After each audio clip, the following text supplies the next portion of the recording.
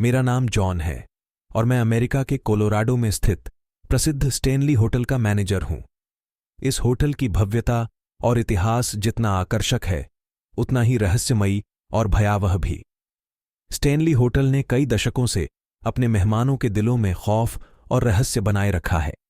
ये कहानी मेरे दृष्टिकोण से है, जब मैंने खुद इस होटल की भूतिया गतिविधियों का सामना किया और महसूस किया कि इतिहास और आत्माएं हमेशा वर्तमान में जीवित रहती हैं।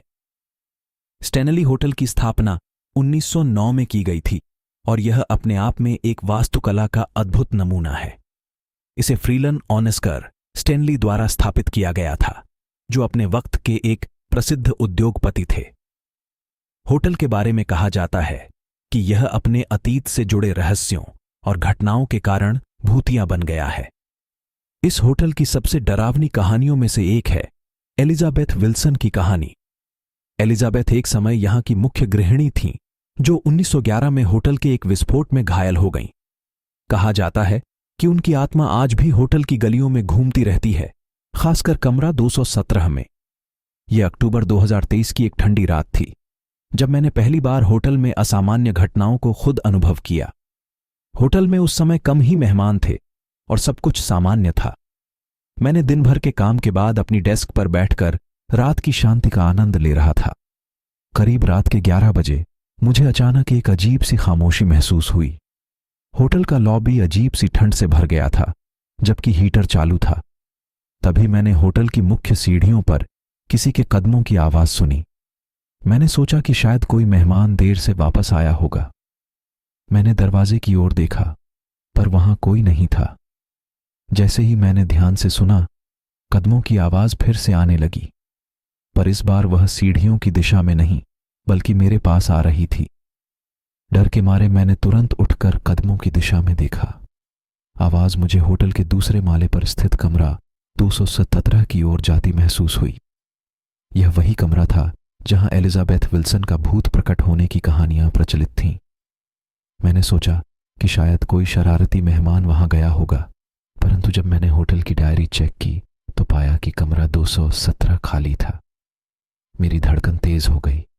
मैंने हिम्मत जुटाकर कमरे की ओर बढ़ने का फैसला किया। जैसे ही मैं कमरे के पास पहुंचा, दरवाजा थोड़ा सा खुला हुआ मिला। मैंने हल्के से दरवाजा धकेला और वह अपने आप खुल गया। कमरे में अजीब सी ठंड और अंधेरा था। मैंने अपनी टॉर्च निकाली और अंदर का मुआयना किया। कमरा बिल्कुल सामान्य था, पर मुझे लगा जैसे कोई मुझे देख रहा हो। तभी अचानक से कमरे का दरवाजा एक झटके से बंद हो गया और कमरे की लाइटें जल बुझने लगीं। मैंने डर के मारे चिल्लाना शुरू कर दिया, पर मेरे गले से कोई आवाज नहीं निकली। कमरे की अजीब हरकतों के बीच मुझे एक साया नजर आया। वह साया एक महिला का था, जो पुराने जमाने की पोशाक पहने हुए था। उसका चेहरा धुंधला था, पर उसकी आंखें मुझे सीधे देख रही थीं। वह धीरे धीरे मेरे पास आ रही थी। मेरे दिल की धड़कन इतनी तेज हो गई कि मुझे लगा कि मेरी जान निकल जाएगी। मैंने दरवाजे की ओर दौड़ने की कोशिश की, पर मेरे पैर कांप रहे थे और मैं गिर पड़ा। उस साए ने मुझसे कुछ कहने की कोशिश की, पर उसकी आवाज मेरे कानों तक नहीं पहुंच पा रही थी। वह साया मेरे पास आया और फिर अचानक गायब हो गया। उसी समय कमरे की लाइटें भी स्थिर हो गईं और दरवाजा अपने आप खुल गया। मैंने फौरन कमरे से बाहर निकलकर दरवाजा बंद कर दिया और नीचे की ओर भागा। अगले दिन मैंने अपने साथ हुई घटना के बारे में होटल के पुराने कर्मचारियों से बात की।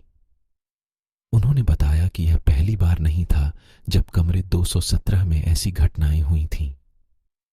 उन्होंने बताया कि कई मेहमानों ने भी इसी प्रकार की भूतिया गतिविधियों की शिकायत की थी।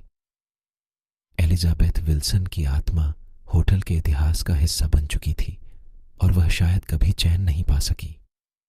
वह अभी भी होटल में अपने कर्तव्यों का पालन करती नजर आती है। उस रात के बाद से मैं हमेशा होटल के हर कोने में सतर्क रहता हूं। स्टेनली होटल की भव्यता के साथ साथ उसकी भूतिया कहानियां भी जीवित हैं। मैं अब जान चुका हूं कि इतिहास की घटनाओं और आत्माओं का प्रभाव सदैव बना रहता है।